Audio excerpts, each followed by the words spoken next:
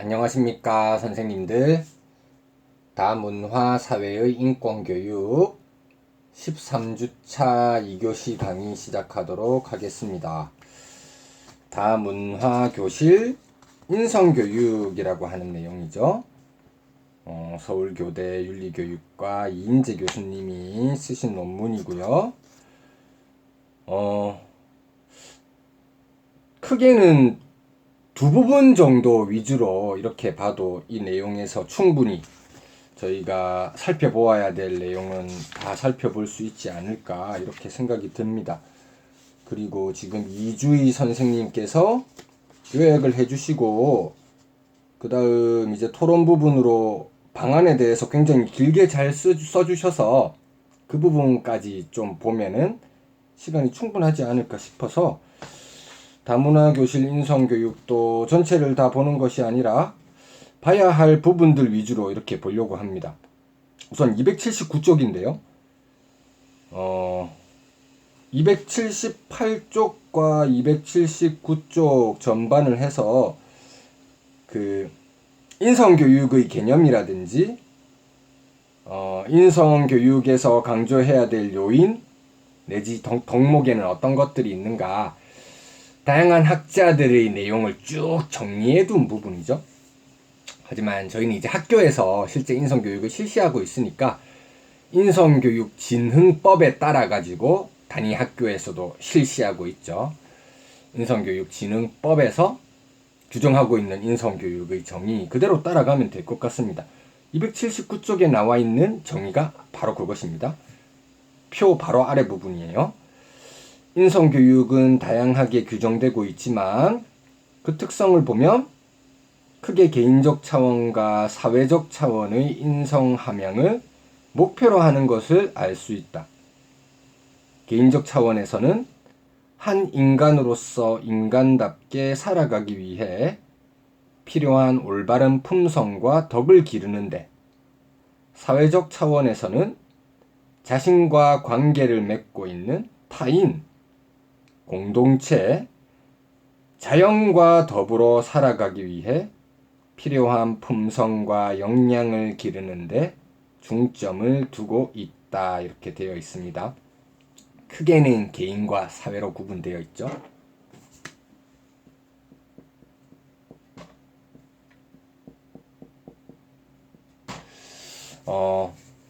이 인성교육진흥법 만들 때 가장 많은 역할을 하셨던 게 서울대학교의 윤리교육과 지금 정청우 교수님이라고 하는 분이신데,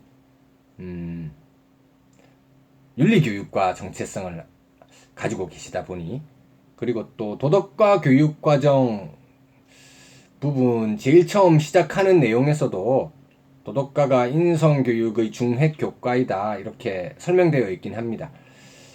그래서 도덕과에서 영역 구분하는 방식을 그대로 끌고 온 겁니다. 실제로 보면 개인, 사회, 근데 여기서 보면 한 인간으로서 자신, 이게 1영역이거든요. 초등학교 도덕에서도 마찬가지입니다. 1영역 이거 있죠. 자신과의 관계. 그 다음 2, 3, 4영역이 여기 그냥 들어가는 것이죠. 2영역 타인, 3영역 사회 공동체, 4영역 자연 초월. 네, 이 모든 전반적인 영역에서 바른 인성을 기를 수 있도록 노력해주는 교육. 어떻게 보면 도덕교육이라고 하는 게 인성교육과 핵심적으로 연결될 수 있는 부분이 있기 때문에 이 도덕과의 영역 구분을 그대로 가지고 와서 정의를 만드는 것도 큰 무리는 없었다 이렇게 생각이 들 것 같습니다. 근데 사실 이 초월이라고 하는 개념이 종교라든지 신 이런 내용을 좀 많이 건드리고 있거든요. 그래서 2022 교육과정 지금 이제 한참 개발 중이죠. 거기서는 이 초월 글자는 뺐더라고요. 이제 자연과의 관계 이렇게 바뀌었습니다. 그러면 아마 인성교육 정의에 있어서도 조금 더 개선되는 정의가 나오지 않을까 이렇게 한번 생각을 해봅니다. 지금 다문화 교실 인성교육 다루고 있기 때문에 인성교육의 정의에 대해서 어떻게 해서 이런 정의가 나왔는지 뒷배경을 한번 살펴보았고요. 그 다음 또 중요한 게 이제 281쪽에 다문화 교실 인성교육에 관련한 내용이 나오거든요. 여기서 보면 두 번째, 세 번째 단락 정도가 중요할 것 같습니다. 함께 읽어보도록 하겠습니다. 다문화 교실 인성교육은 학교 인성교육의 일반적인 의미를 다문화 가정 학생과 일반 학생을 대상으로 한 인성교육에 초점을 둔 개념이다. 그 다음 줄 내려와서요.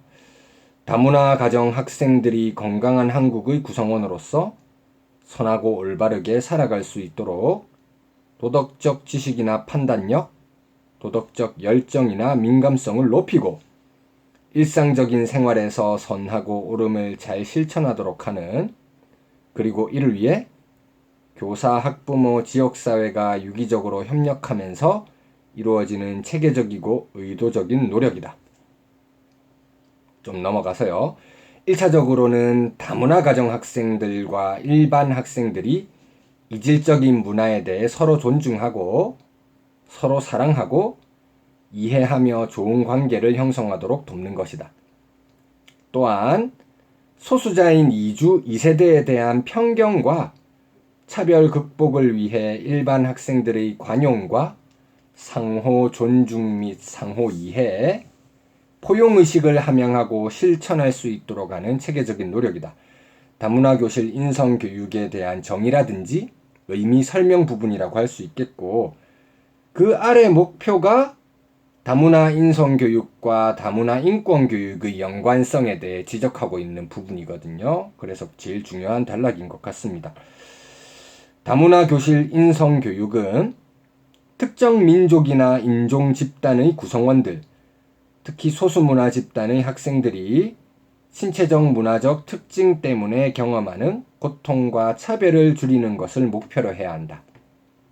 궁극적으로는 다원화된 현대사회에서 다양한 구성원들이 다양성의 공존 속에서 인권, 자유, 행복, 공동선을 추구하고 더불어 살아갈 수 있는 지적 능력과 따뜻한 마음, 그리고 알고 있는 선함과 옳음을 일상생활 속에서 지속적으로 실천할 수 있는 능력을 겸비한 민주시민을 길러내는 것을 말한다. 이렇게 되어 있습니다. 이런 내용들을 보면 이제 지식이라든지 감정 이런 것들이 연결되는 방식으로 다문화 교실 인성교육이 이루어져야 된다. 그런 이야기를 하면서 282쪽으로 넘어가서 과연 그것이 어떻게 가능할 수 있느냐. 통합적 인격 교육과 비슷할 수 있다. 인성이라고 하는 것이 인성교육을 캐릭터 에듀케이션이라고 표현한다고 했었죠. 근데 이제 인격교육도 똑같이 캐릭터 에듀케이션으로 번역되는 말이거든요. 통하는 바가 있다. 그렇게 이야기하면서 어떤 점에서 통합적인 것인지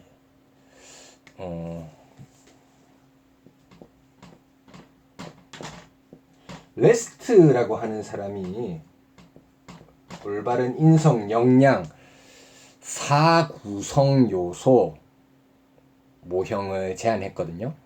올바른 인성 역량 이 네 가지를 잘 갖추었을 때 다문화 차원에서도 올바른 인성 교육이 이루어지지 않을까 이렇게 생각할 수 있겠습니다. 이 역량은 기본적으로 4구성 요소인데요.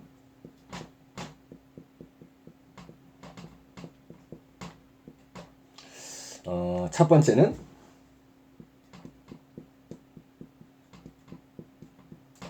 민감성입니다. 민감성. 도로에 쓰러져 있는 사람이 있을 때 뛰어들어서 구하려고 하는 사람도 있고 못 본 척하면서 그냥 지나치는 사람도 있습니다.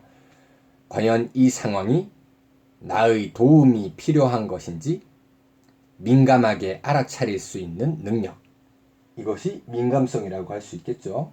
올바른 인성 역량을 구성하는 네 가지 요소 가운데 하나라고 할 수 있겠고요. 아무래도 이것은 우리의 감정의 차원과 가장 직접적으로 연결된다고 할 수 있을 것 같습니다. 감정 부분과 연결되는 민감성. 자, 그 다음은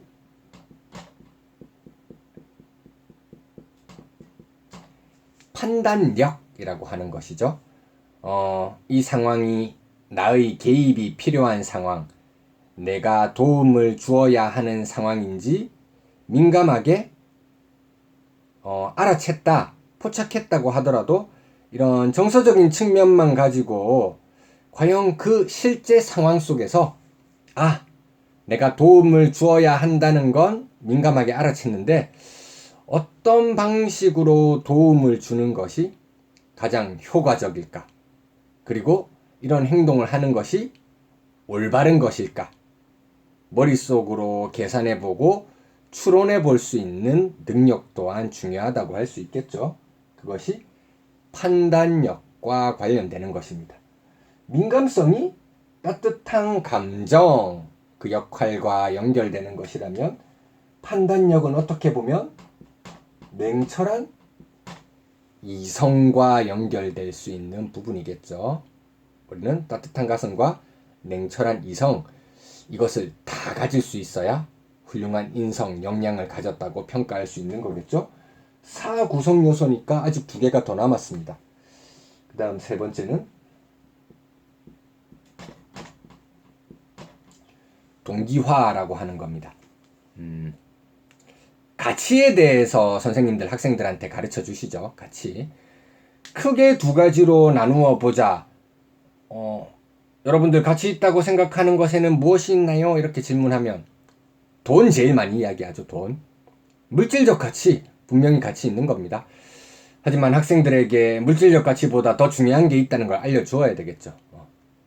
정신적 가치, 숭고한 이상, 이런 게 있다는 걸 알려주어야 됩니다. 물론 요즘은 자본주의가 대세이다 보니까 황금 만능주의, 물신 숭배 현상 이런 것 때문에 경제적 가치를 최우선적으로 추구하려고 하는 그런 마음 있을 수 있겠죠.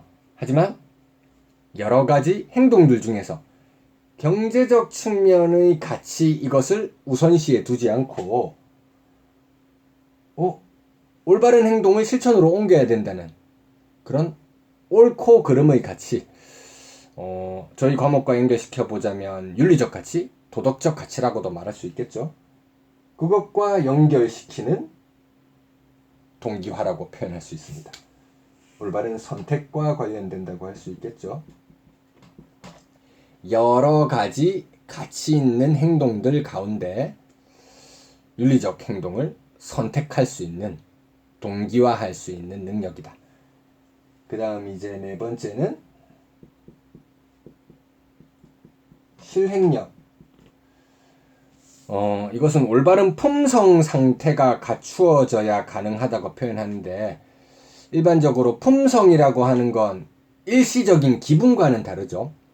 견고하고 안정되어 있는 상태입니다. 오랜 생활 동안 나름대로 차곡차곡 형성된 개인의 상태라고 말할 수 있죠. 이런 사람들은 외부의 유혹이라든지 아니면 어려운 고난, 힘센 외부의 압력, 이런 것이 있더라도 그것을 극복하고 꿋꿋하게 올바른 행동을 선택할 수 있습니다. 이런 사람들이 훌륭한 인성을 가진 사람이라고 말할 수 있겠죠. 그래서 이거는 실천이라고 말할 수 있습니다. 실천도 일반적인 상황의 실천이라기보다는 고난과 역경, 여러 가지 유혹, 이것이 있을 때 극복하고 꿋꿋하게 실천할 수 있는 것과 관련된다. 이렇게 4가지 정도의 요소가 갖추어지면 우리는 바람직한 인성 역량을 갖추었다고 생각할 수 있다. 다문화 인성 교육에서 추구해야 할 역량도 이 4가지 구성 요소 정도로 통칭해서 아마 설명하는 것이 가능하지 않을까, 이렇게 생각해 보았습니다. 이 정도로 생각해 보고 지금 이제 이주희 선생님께서 인권교육에 접목시킬 수 있는 방안을 굉장히 좀 자세하게 많이 써주셨거든요. 그래서 그 내용 위주로 함께 보도록 하겠습니다. 5번으로 이렇게 번호를 달아주셨습니다.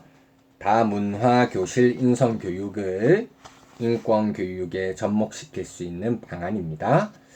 첫 번째 인성교육 및 인권교육이란 이렇게 해가지고 정의 부분이 나와 있죠. 인권교육, 인간에 대한 이해와 지식을 습득하고 인권을 존중하는 가치, 태도, 품성을 키우며 인권 침해 및 차별 행위를 당할 경우 이를 극복할 수 있는 역량을 기르고 타인의 인권 보호와 증진을 위한 실천력을 길러냄으로써 모든 개개인의 인권이 존중되는 공동체 사회를 만드는 데 이바지하는 일체의 교육 활동이다. 인성교육 부분도 저희 교재에서 설명하고 있는 것, 제가 어떻게 인성교육의 정의가 나오게 됐는지 그 배경까지 설명해 드렸었죠. 그대로 잘 써주셨습니다. 중요한 부분이니까 한 번 더 읽어보도록 하겠습니다. 개인적 차원에서는 한 인간으로서 인간답게 살아가기 위해 필요한 올바른 품성과 덕을 기르는 것. 사회적 차원에서는 자신과 관계를 맺고 있는 타인, 공동체, 자연과 더불어 살아가기 위해 필요한 품성과 역량을 기르는 것. 지금 계속 자연에 대한 이야기까지 나오고 있죠. 그래서 저희가 이제 인권교육 이야기하면 인간 수준에서 그칠 수 있으니까 나중에 선생님이 여기 4절에서 구체적인 교육활동 이야기해 주셨더라고요. 거기서 제가 하나 정도 더 추가로 제안을 해볼까 합니다. 우선 2절, 3절부터 하고 나서 해야 되겠죠. 2절, 인성교육과 인권교육의 통합 필요성입니다. 문화다양성 교육과 인권교육은 인간에 대한 존중과 배려를 근간으로 하는 인성교육과 그 목적을 같이 하므로 문화다양성, 인권, 인성 영역은 통합교육으로 실시되어야 한다. 다문화 인성교육과 다문화 인권교육이 직접적으로 연결될 수 있는 부분도 제가 교재에서 지적해 드렸었죠. 그 내용과 연결되는 부분이고요.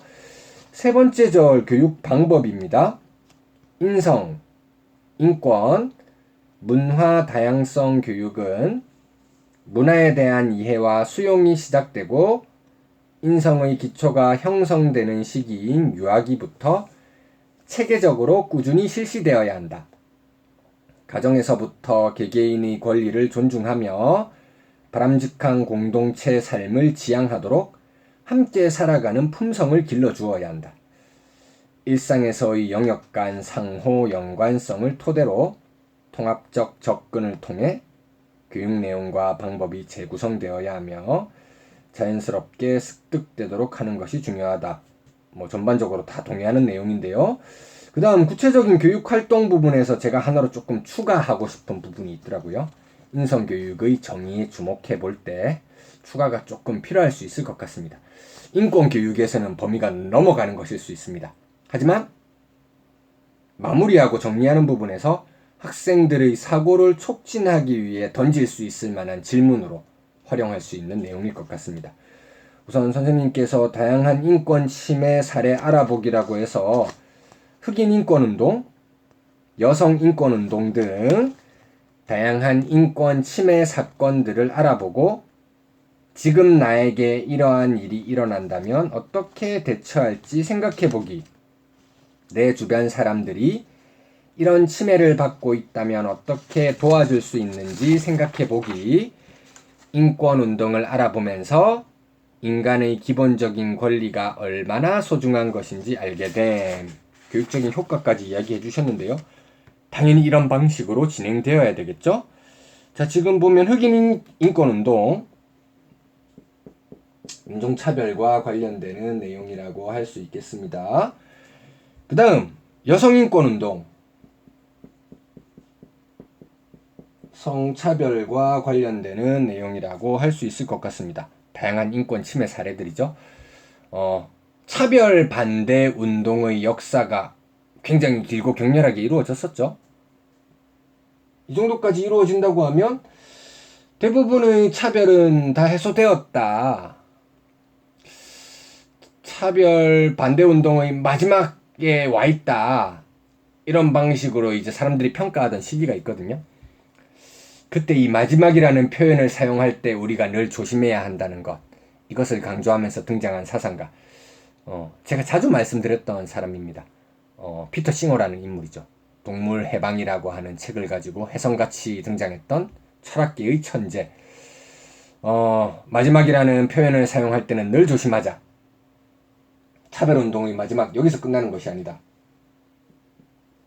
종차별이라는 것도 있죠. 종차별. 인간이라고 하는 종에 대해서 우리는 너무 특혜를 주고 있지 않은지 한 번 더 관심을 가질 필요가 있다. 인성교육에서 이제 자연과의 관계까지 이야기하니까요. 인간이 아닌 비인간적 존재. 자연 속에 우리의 눈을 한 칸 더 넓혀보면 가장 먼저 만나게 되는 것이 동물이니까요. 종차별까지 나가면 인권에서 하나 더 나가서 이제 동물권에 대해서도 학생들이 토론해 볼 수 있는 좋은 주제가 아닐까. 물론 인권 교육이라고 하는 주제를 초월하는 것이긴 합니다. 하지만 학생들에게 던져보면 재미있는 토론거리가 되지 않을까 해서 하나 제안을 해보았습니다. 이주희 선생님께서 먼저 좋은 토론거리를 말씀해 주셨기 때문에 저도 이렇게 하나 더 말씀드릴 수 있었던 것 같습니다. 그 다음으로요. 내가 경험한 인권 침해 사건을 자유롭게 이야기 나누기. 인권하면 커다란 의미로 다가오기 때문에 생활 속에서 내가 느꼈던 불편함을 수용적인 분위기에서 토론함으로써 인간에 대한 당연한 권리를 보다 쉽게 인식할 수 있게 된다.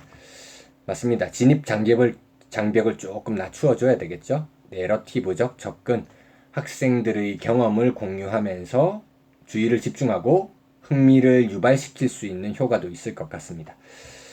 그 다음 세 번째, 제가 마침 이제 오늘 꼭 말씀드리고 싶었던 부분이 이주희 선생님께서 제 마음을 읽으신 것 같습니다.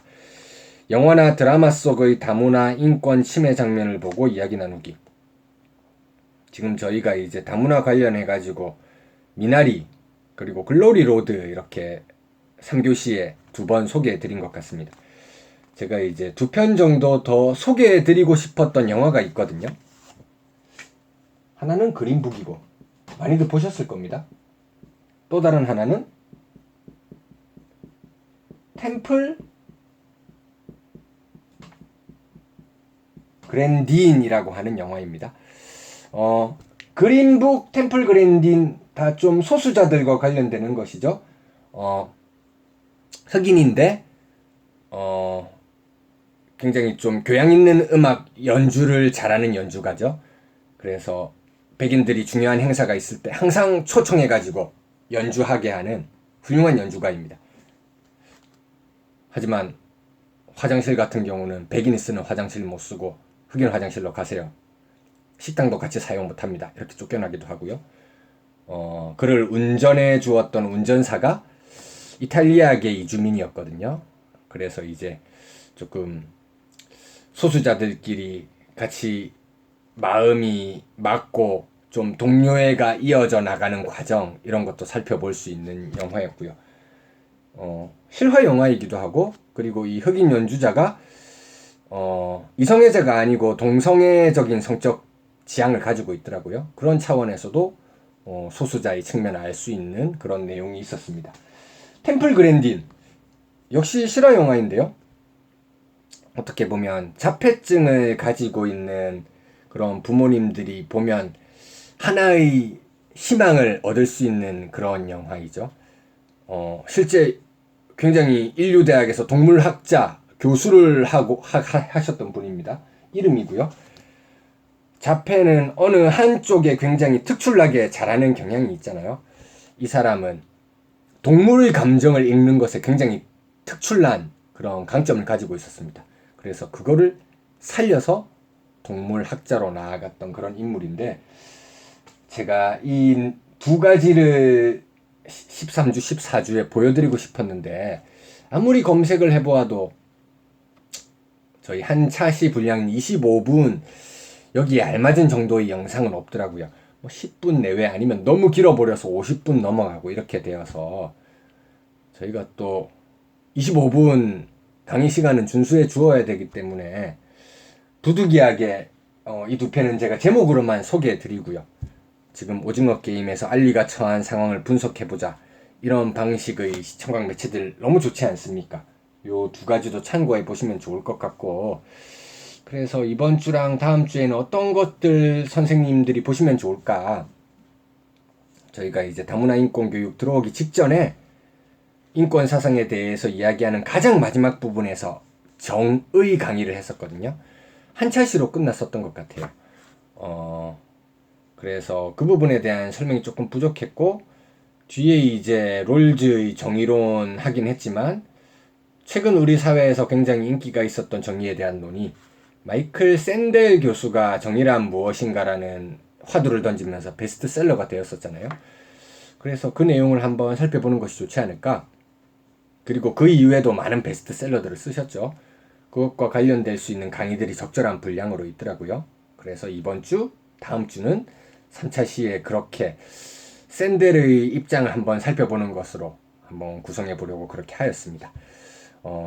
그래서 잠시 쉬셨다가 정의에 대한 샌델의 입장, 제가 서양의 인권 사상에서 조금 부족했던 부분을 보충하는 의미에서 보시면 될 것 같습니다.